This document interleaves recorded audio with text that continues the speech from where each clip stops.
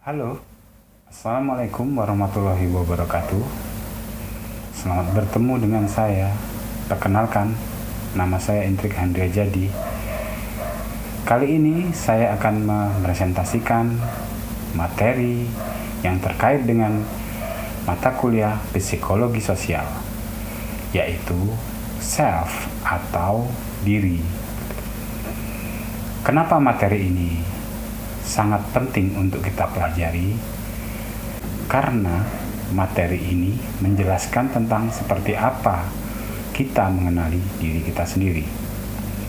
Baiklah, mari kita langsung saja ke materinya.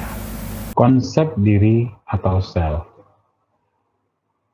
Nah, pertama-tama kita akan membahas tentang konsep diri. Salah satu faktor yang mempengaruhi terhadap tingkah laku sosial kita adalah bagaimana kita mengenal diri sendiri. Konsep diri merupakan kesadaran seseorang mengenai kelompok dirinya. Keyakinan seseorang mengenai dirinya bisa berkaitan dengan bakat, minat, kemampuan, penampilan fisik, dan lain sebagainya. Di dalam konsep diri atau self, itu terdapat skema. Skema terdiri atas 1. Actual self, 2. Ideal self, dan 3. Out self. Actual self itu maksudnya adalah bagaimana diri kita saat ini. Ideal self, bagaimana diri kita yang diinginkan. Sedangkan out self, bagaimana diri kita yang seharusnya. 2. Identitas personal dan sosial. Pengetahuan kita tentang diri bervariasi pada kontinum identitas personal, di mana seseorang akan mendefinisikan dirinya berdasarkan atribut atau trait yang membedakan diri dengan orang lain, dan hubungan interpersonal yang dimiliki. Sedangkan pada identitas sosial, seseorang akan mendefinisikan dirinya berdasarkan keanggotaan dalam suatu kelompok sosial atau atribut yang dimiliki bersama anggota kelompok. Seperti juga dalam konsep diri, di dalam identitas personal dan sosial juga terdapat skema yang terdiri atas 1. Individual self, 2. Relational, dan 3. Collective self. Masih terkait dengan skema. Kali ini kita akan membahas tentang skema sosial. Apa sih skema sosial itu? Skema sosial itu adalah informasi atau ciri yang menempel pada seorang individu. Jadi orang lain menempelkan informasi atau ciri ke individu tertentu. Sebagai contoh, kita bisa ambil contoh adalah misalnya Bagus adalah seorang yang tegas. Jadi tegas itu skema. Sedangkan Bagus itu individu. Jadi orang lain memberi atau menempelkan kata-kata tegas untuk menjelaskan bahwa Bagus itu adalah orang yang tegas.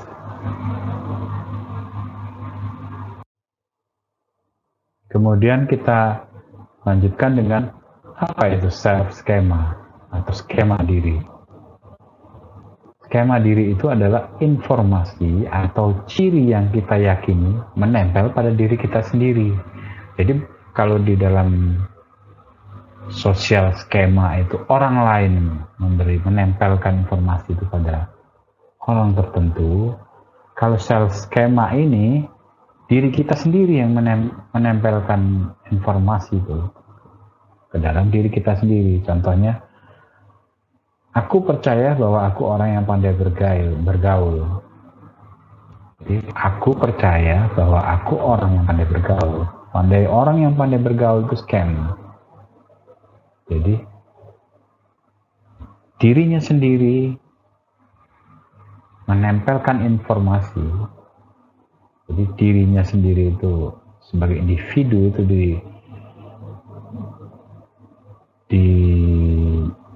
dijelaskan dengan menggunakan kata aku, itu individu artinya menempelkan informasi bahwa dia itu seorang yang pandai bergaul. 3. Harga diri. Tingkah laku seseorang dipengaruhi oleh pengetahuan tentang siapa dirinya. Penilaian atau evaluasi terhadap dirinya sendiri, baik secara positif atau negatif terhadap diri itu disebut harga diri. 4. Perbandingan sosial. Kita dapat melakukan perbandingan dengan orang lain yang lebih baik ataupun yang tidak. Dalam perbandingan sosial terdapat upward social comparison. Kedua, downward social comparison.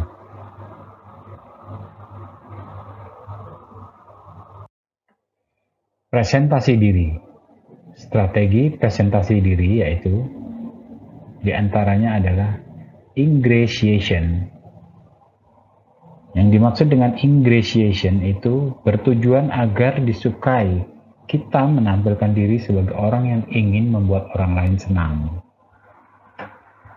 Itu yang disebut dengan ingratiation. Sedangkan yang berikutnya adalah self-promotion. Yang dimaksud dengan self-promotion itu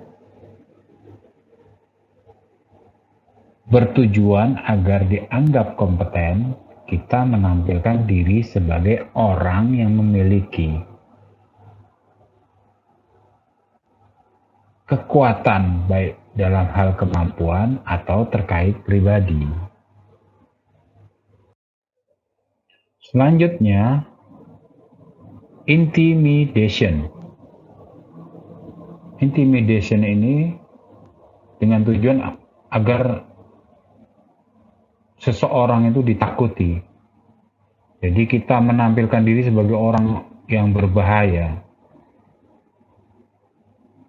Itu presentasi diri yang masuk dalam kategori intimidation. Kemudian supplication. Itu dengan tujuan dikasihani.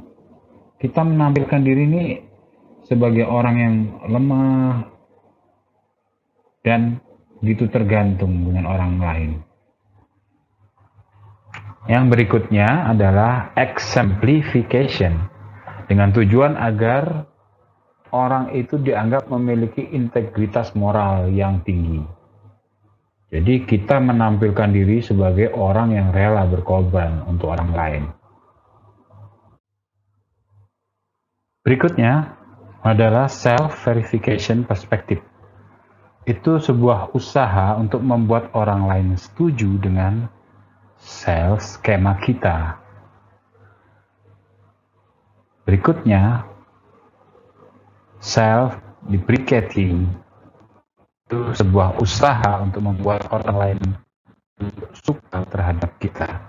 Dengan cara kita menjelek-jelekkan kemampuan kita sendiri. Sehingga ekspektasi mereka terhadap kita itu menjadi turun. Dengan kata lain, kita soal nggak bisa. Dan sebenarnya kita. Nah, itu yang dimaksud dengan self-deprecating. Itu juga menjadi bagian presentasi diri. Demikian presentasi saya kali ini. Terima kasih. Wabillahi taufik wal hidayah. Wassalamualaikum warahmatullahi wabarakatuh.